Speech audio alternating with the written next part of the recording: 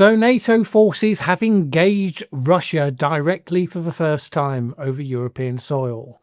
A number of Russian drones entered Polish airspace on Wednesday during an attack that was taking place on Ukraine. Those drones were shot down by NATO, with Polish and Dutch jets intercepting them with assistance from Italian, German and other multinational forces. This has led Poland to invoke Article 4 of the NATO treaty. That leads to the alliance's main political body to meet to discuss the situation and plan for next steps. Polish Prime Minister Donald Tusk told Parliament that the country was closer to a conflict than it had been since the Second World War, though he added there was no reason to say that it was yet in an actual state of war. He described Russia as, quote, an enemy that does not hide its hostile intentions. His deputy, Radoslaw Sikorski, added that the large number of drones that have been involved showed that it was a deliberate act, not just one or two that malfunctioned or wandered off target. NATO Secretary-General Mark Rutte said that the alliance response had been very successful and showed that NATO would defend every inch of its territory. Various people were moved by the event to state what I would suggest seems to be the obvious, that Putin's Russia is testing the West. It is well known that Putin believes the alliance is weakened, and of course, even if all of the heads of Europe are publicly pretending that President Trump's America is still firmly on side with Article 5 of NATO, that an attack on one will be taken as an attack on all, none of them really believe it. So this would fit that aim. Light pushing against that NATO commitment. Small incursions. Obviously deliberate, but small enough, random enough that the Russian bald-faced lying machine can swat the accusations aside as paranoia. Of course, the point of that testing isn't to see whether or not Poland, supported by others, can shoot a few drones out of the air. Nobody doubts that. Nor is it to test whether European NATO members will make outraged noises and portentous speeches. That's taken as a given. The question is, what will Trump say or do?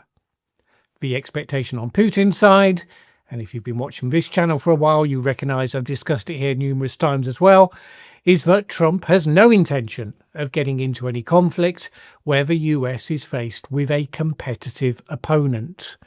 Hence why he has failed to sanction Russia in any serious way, and hence why he has supported Russia's perspective to the extent of frequently blaming Ukraine for the war, and hence why as well he has tariffed India, allegedly for buying Russian oil, although really for reasons of personal ego on another matter. But he has not tariffed Russia, he has not tariffed China. So, a bit of prodding of NATO, short of actually provoking them into declaring war, but close enough that, for instance, Article 4 gets invoked and suddenly the Americans are face to face with the possibility of that. How fast, Putin must be wondering, will they run away from that possibility? How lightly do we push and provoke the de facto dissolution of any credibility behind America's Article 5 commitment? Those commentators who are still clinging to the fantasy that Trump really is on side, sort of, if only Putin's true face can one day magically be revealed to him, they did their usual thing on this. So, for instance, James Crisp, the Europe editor of The Telegraph, who wrote an analysis piece saying, quote, Europe hoping drone attack will be last straw for Trump. The drone attack on Poland is the moment Europe has been waiting for. What, another one? The chance to convince Donald Trump that Vladimir Putin was never serious about the peace in Ukraine. Yeah, I'm sure that's going to happen. But maybe I'm wrong. Maybe dynamic action really is just around the corner.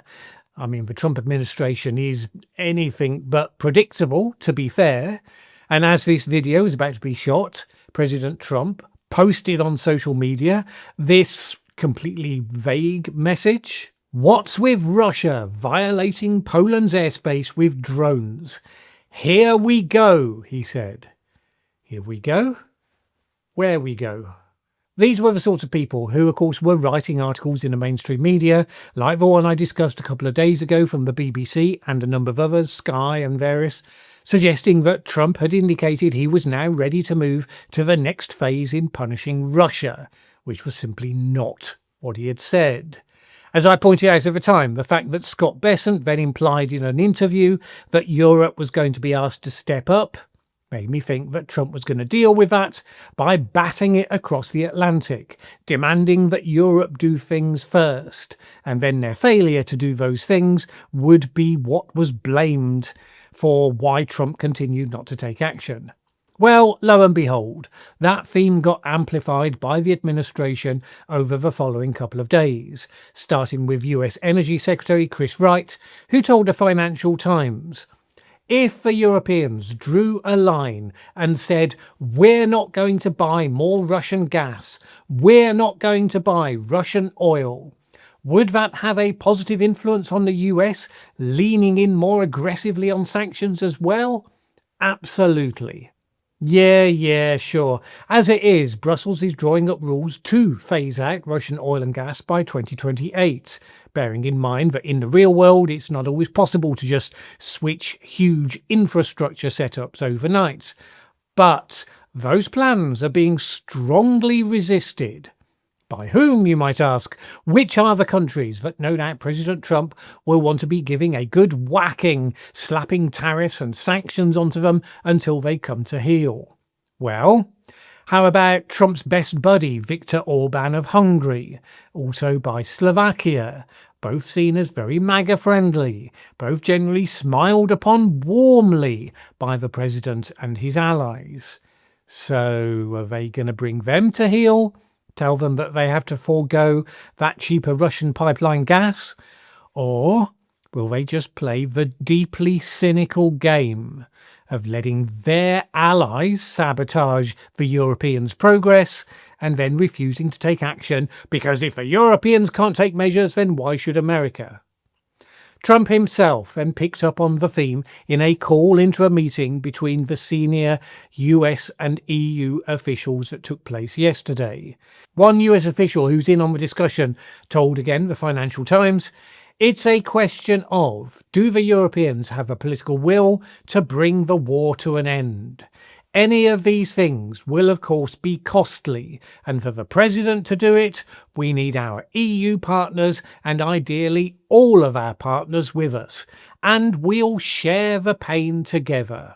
That's a promise that very much brings to my mind the promise of Lucy in the Peanuts cartoons, that this time she will not snatch the ball away when Charlie Brown tries to kick it. Charlie Brown, of course, never does learn the lesson that, yes, she will always snatch the ball away, and so far the Europeans seem to be much on the same track. In the meantime, Russia has, of course, issued denials. Since they do this on things the truth of which are completely known, their statements can generally be dismissed as exactly what you would expect them to say. And they actually even worded their denials in ways that could be literally true, while still having been a deliberate provocation as accused. So Russia's defense ministry said this: "The strike objectives have been achieved. All designated targets were hit. No targets on the territory of Poland were planned for striking." So you could be sending drones over the border, not with the intent to strike at targets, but to force the other side to take defensive action. The former would be an actual attack, an unambiguous Article 5 moment, which would be a step too far for what Putin would have wanted. The latter, though, has plausible deniability, even though nobody believes the denial.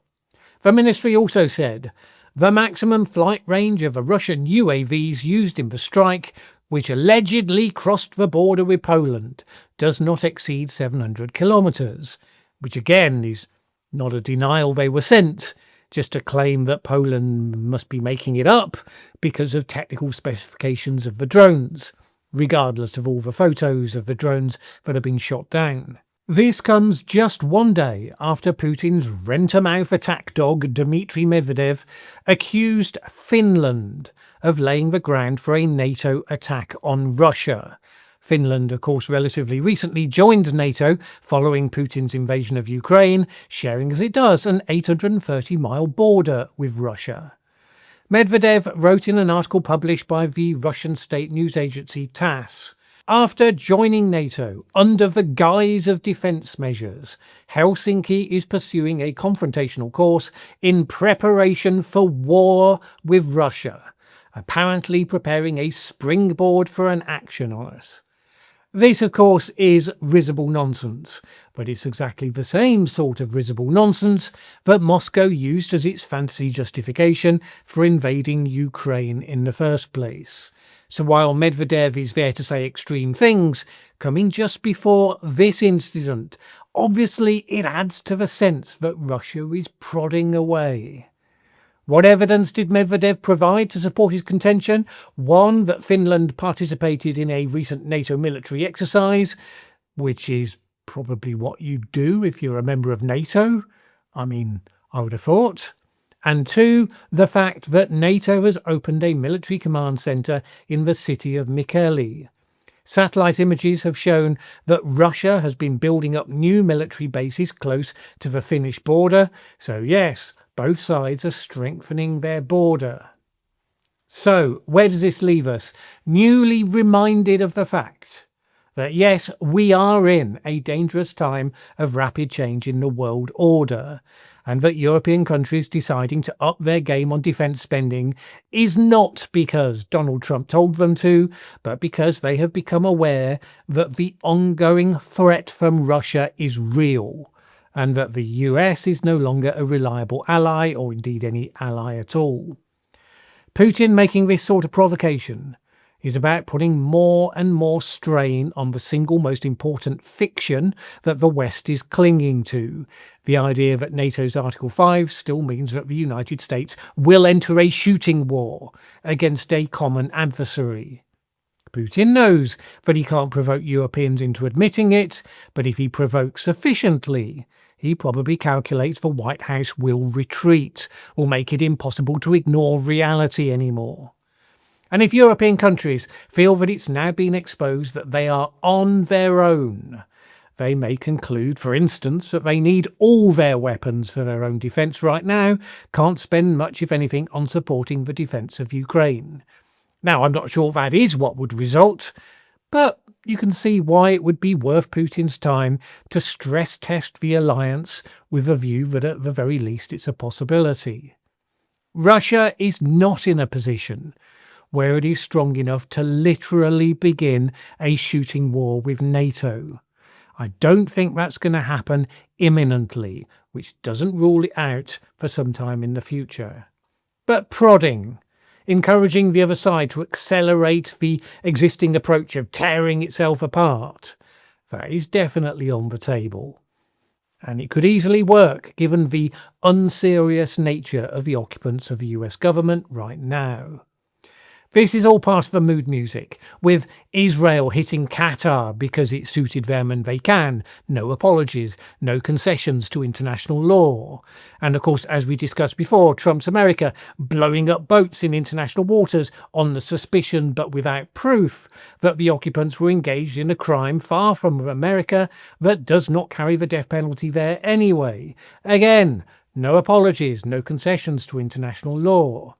In January, we talked about Trump embracing the might makes right world order that Putin has been seeking to restore, and hence accelerating the rebirth of that world order in practice.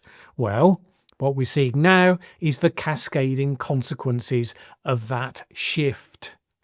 Powerful countries are already behaving according to the new rules, or should I say, the absence of rules for powerful countries. These are the sorts of things that are going to happen from now on, at quite a rapid pace, I would suggest. No cause to panic, but it's good to get used to the sense of shift, to be clear-sighted about what's going on, because we're going to see more of it, and I dare say we'll be seeing it soon.